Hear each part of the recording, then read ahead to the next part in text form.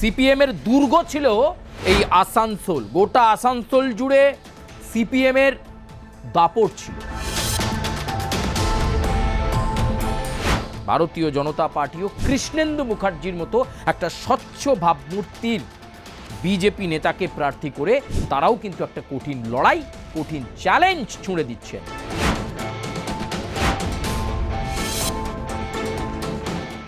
ফলে মলয় ঘটকের কাছে এবার একটা প্রেস্টিজ ফাইট এই আসানসোল উত্তরকে সামনে রেখে। অর্থাৎ এই কেন্দ্র নির্ভর করছে মলয় ঘটক কতটা ভালো কাজ করেছেন তার ওপর তৃণমূল কংগ্রেস কিন্তু ব্যাট করবে। মলয় ঘটকের জনপ্রিয়তাই যথেষ্ট, তিনি একটা ফিগার আসানসোল উত্তরে। ফলে অতটা সহজ ভারতীয় জনতা পার্টির কাছে হবে না।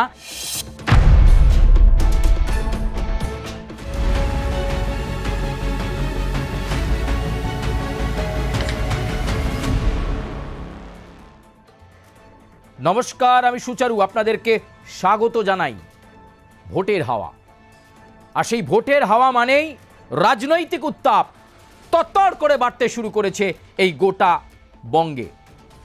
আজকে আমরা যে বিধানসভার কথা বলবো, আবার কয়লা শহর সবসময় উত্তপ্ত থাকে, কারণ কয়লা খনি যেখানে ওপেন কাস্ট মাইনিং রয়েছে এবং এছাড়াও ভূগর্ভস্থ ভালো মানের কয়লা উত্তোলন রয়েছে, সেই জায়গার নাম আসানসোল, আপনারা জানেন। এবং তাল তাল কালো সোনা বলা হয় এই কয়লাকে। আসানসোল দক্ষিণ বিধানসভা কেন্দ্র নিয়ে আপনাদের কাছে আগেই আমরা পূর্ববর্তী পর্বে এপিসোড রেখেছিলাম। আজকে আমরা আসানসোল উত্তর বিধানসভা কেন্দ্রের কথা বলবো। এই বিধানসভা কেন্দ্রে একটা চিত্তাকর্ষক লড়াই রয়েছে, এ কথা বলা যেতে পারে। এখানে যার মুখকে সামনে রেখে তৃণমূল কংগ্রেস লড়াই করে বা যিনি এখানকার নেতা, তিনি মলয় ঘটক, রাজ্যের মন্ত্রীও বটে। ফলে মলয় ঘটকের কাছে এবার একটা প্রেস্টিজ ফাইট এই আসানসোল উত্তরকে সামনে রেখে। এবং ইতিমধ্যেই ভারতীয় জনতা পার্টিও প্রস্তুতি একেবারে শুরু করে দিয়েছে। ভারতীয় জনতা পার্টির প্রার্থী কৃষ্ণেন্দু মুখার্জি, আপনারা দেখতে পাচ্ছেন সেই ছবি।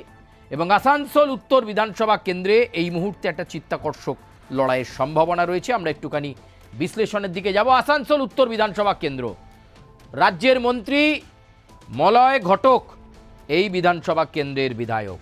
ফলে অবশ্যই বিধায়কের করে যাওয়া কাজ, বিধায়ক কোটা বা বিধায়কের যে তহবিল, সেই তহবিলে বিধায়ক কতটা কাজ করতে পারলেন, অর্থাৎ এই কেন্দ্র নির্ভর করছে মলয় ঘটক কতটা ভালো কাজ করেছেন তার ওপর তৃণমূল কংগ্রেস কিন্তু ব্যাট করবে। এইটা খুব গুরুত্বপূর্ণ বিষয়। এবং আসানসোল উত্তর বিধানসভা কেন্দ্রকে নিয়ে তৃণমূলও যেমন যোগ বিয়োগ গুণ ভাগ করছে, ভারতীয় জনতা পার্টিও কৃষ্ণেন্দু মুখার্জির মতো একটা স্বচ্ছ ভাবমূর্তির বিজেপি নেতাকে প্রার্থী করে তারাও কিন্তু একটা কঠিন লড়াই, কঠিন চ্যালেঞ্জ ছুঁড়ে দিচ্ছেন। 2011 সালে এই আসনটি সিপিআইএমের থেকে ছিনিয়ে নেয় তৃণমূল কংগ্রেস। একটা সময় সিপিআইএমের শক্ত ঘাঁটি বলা হতো এই কয়লা শহর আসানসোল মানে। নিশ্চয়ই আপনাদের মনে আছে সেই সময় আসানসোলের সাংসদ বংশগোপাল চৌধুরীর কথা। সিপিএমের দুর্গ ছিল এই আসানসোল। গোটা আসানসোল জুড়ে সিপিএমের দাপট ছিল। 2011 সালে এই আসানসোল উত্তর বিধানসভা কেন্দ্র সিপিএমের থেকে ছিনিয়ে নেয় পরিবর্তনের ঝড়ে তৃণমূল কংগ্রেস। 2019 লোকসভা নির্বাচন, সেই নির্বাচনে বিজেপি আবার লিড পায় এই আসানসোল উত্তর বিধানসভা কেন্দ্রে।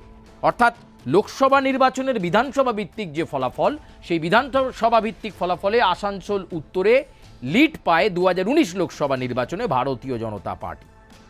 তবে 19 লোকসভা নির্বাচনে বিজেপি এগিয়ে থাকলেও 2011, 2016, 2021 টানা 3 বার আসানসোল উত্তরে জয়ী হয়েছে তৃণমূল কংগ্রেস। অর্থাৎ 2011, 16, 21 কোনো বিধানসভা নির্বাচনেই আসানসোল উত্তর বিগত 15 বছর ধরে তৃণমূল কংগ্রেসের কাছ থেকে ছিনিয়ে নিতে পারেনি ভারতীয় জনতা পার্টি। এটা ঠিক, ভারতীয় জনতা পার্টির একটা সংগঠন, একটা শক্তিশালী সাংগঠনিক বেস আসানসোল উত্তর বিধানসভা কেন্দ্রে রয়েছে। একটু একটু করে যত ভোট পর্ব গেছে, যত পশ্চিমবঙ্গের নির্বাচনগুলো গেছে, সেটা বিধানসভা হোক বা লোকসভা নির্বাচন হোক, বিজেপি তার প্রাপ্ত ভোট শতাংশ বাড়িয়েছে। অর্থাৎ এই আসানসোল উত্তর বেল্টে বা এই আসানসোল উত্তর বিধানসভা কেন্দ্রে ভারতীয় জনতা পার্টির ভালো ভোট ব্যাংক আছে। কিন্তু এই গেল করেও কোনো সময়ই, অন্তত লাস্ট তিনটে ইলেকশনে 2011, 2016, 2021 তিনটে বিধানসভা নির্বাচনেই ভারতীয় জনতা পার্টি তৃণমূল কংগ্রেসের থেকে এই কেন্দ্র কেড়ে নিতে পারেনি। তৃণমূল ধরে রেখেছে এই কেন্দ্র। চলুন একটু সালতামামি অনুযায়ী পূর্ববর্তী নির্বাচনগুলোতে ঠিক কী হয়েছিল আমরা একটু ছবিটা স্পষ্ট হওয়ার চেষ্টা করি। 2016 বিধানসভা নির্বাচনের ফলাফল দেখুন।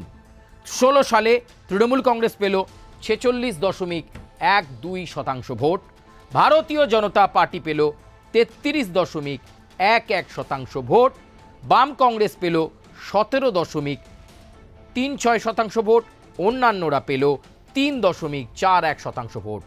তৃণমূল কংগ্রেস 46.12% ভোট পেয়ে ব্যাপক ব্যবধানে আসানসোল উত্তর থেকে জয়লাভ করলো। কিন্তু আবার বলছি, 46 তৃণমূল, বিজেপি 33। সংখ্যাটার দিকে বা ভোট শতাংশের দিকে নজর রাখুন। 33% ভোট পেয়ে সিপিএম কংগ্রেসকে একেবারে ডাউনে পাঠিয়ে দিল বিজেপি। বিজেপি 33 আর সেখানে বাম কংগ্রেস জোট পেল 17। বুঝতে পারছেন? মানে একেবারে নিচের দিকে পাঠিয়ে দিল বাম কংগ্রেসকে। অনেকে বলেন বাম ভোট রামে চলে গিয়েছিল আসানসোল উত্তর বিধানসভা কেন্দ্রে, রাজ্যের অন্যান্য বিধানসভা কেন্দ্রের মতো। পরবর্তী নির্বাচনগুলোতে কি হলো চলুন একটু দেখি। 2019-এর লোকসভা নির্বাচন এলো। এই লোকসভা নির্বাচনে তৃণমূল কংগ্রেসের ভোট ব্যাংকে ভাটা পড়ল। 46 থেকে তৃণমূল নেমে গেল 39%। 39.73% ভোট পেল তৃণমূল কংগ্রেস। 2019-এর লোকসভা নির্বাচনে আসানসোল উত্তর বিধানসভা কেন্দ্রের বিধানসভা ভিত্তিক ফলাফলে দেখা গেল বিজেপি লিড নিয়ে নিল আসানসোল উত্তরে। চিন্তায় পড়ে গেলেন মলয় ঘটক, চিন্তায় পড়ে গেলেন আসানসোলে তাবড় তৃণমূল কংগ্রেসের নেতৃত্ব, চিন্তায় পড়ে গেল রাজ্য তৃণমূল কংগ্রেস যে লোকসভা নির্বাচনে আসানসোল উত্তরে কি করে লিড নিল বিজেপি। বিজেপির ভোট শতাংশ পৌঁছে গেল 33% থেকে 50%, 50.12%। কংগ্রেস একেবারে মিশে গেল বলা যেতে পারে, 1.47%। বামেরাও একেবারে ধূলিসাৎ হয়ে গেছে বলা যেতে পারে। মানে মনে হবে না এই 2019-এর লোকসভা নির্বাচনের বিধানসভা ভিত্তিক ফলাফল দেখে যে একটা সময় বামেদের দাপট ছিল এই আসানসোলে। সেই আসানসোল উত্তরে বামেরা ভোট পেল 5.03, অন্যান্যরা পেল 3.65। ভারতীয় জনতা পার্টি 50% ভোট পেয়ে বড় ব্যবধানে লিড নিয়ে নিল 2019-এ। ফলে 2021-এ ভারতীয় জনতা পার্টি ভেবেছিল এই আসানসোল উত্তর বিধানসভা কেন্দ্র আর ধরে রাখতে পারবে না তৃণমূল কংগ্রেস। কিন্তু হলোটা কি চলুন কি হলো একটু আমরা দেখি। হলো একেবারে যেরকম বিজেপি ভেবেছিল তার উল্টোটা। তাবড় তৃণমূল নেতৃত্ব এবং রাজ্য তৃণমূল কংগ্রেসের নেতৃত্বের পরিকল্পনা, কোথায় কোথায় সাংগঠনিক ব্যর্থতা ছিল, কোথায় কোথায় তৃণমূল ঠিক ম্যানেজ করে উঠতে পারেনি 2019-এর লোকসভা নির্বাচনের সময়, যে কারণে আসানসোল উত্তরে লিড নিয়েছিল বিজেপি, সেই জায়গাগুলো মেরামত করে ফেললো তারা। 2021-এর নির্বাচনেও আবার পরাজিত হলো ভারতীয় জনতা পার্টি, আবারও বড় ভোট শতাংশ পেয়ে গেল তৃণমূল কংগ্রেস। একেবারে 50%-এর ওপর ভোট পেয়ে গেল তৃণমূল।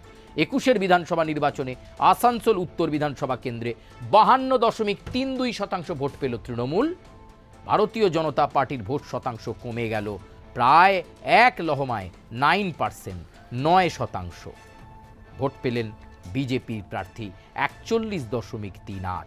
সংযুক্ত মোর্চা ভোট পেল 2.32, অন্যান্যরা ভোট পেল 3.98। তৃণমূল কংগ্রেস তার জয়ের ধারা অব্যাহত রাখল পরপর 3 বার, 2011, 2016, 2021। 2021-এও বিজেপি পারল না, উল্টে ভোট শতাংশ কমে গেল।